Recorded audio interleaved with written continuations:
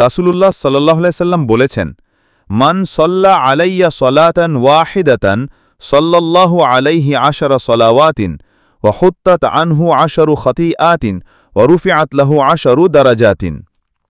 অর্থ, যে ব্যক্তি আমার উপর একবার দুরূদ পাঠ করবে, আল্লাহ তার উপর 10টি রহমত বর্ষণ করবেন, তার 10টি গুনাহ মোচন করবেন এবং তার মর্যাদা 10 গুণ বৃদ্ধি করবেন।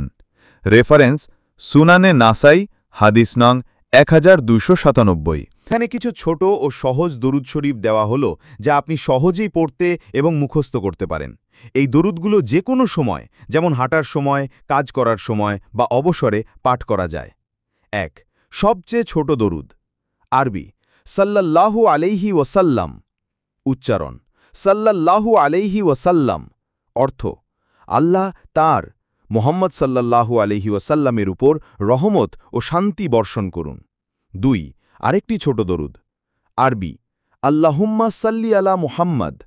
উচ্চারণ: আল্লাহুম্মা সাল্লি আলা মুহাম্মাদ। অর্থ: হে আল্লাহ, আপনি মুহাম্মদ সাল্লাল্লাহু আলাইহি ওয়াসাল্লামের উপর রহমত বর্ষণ করুন। ৩.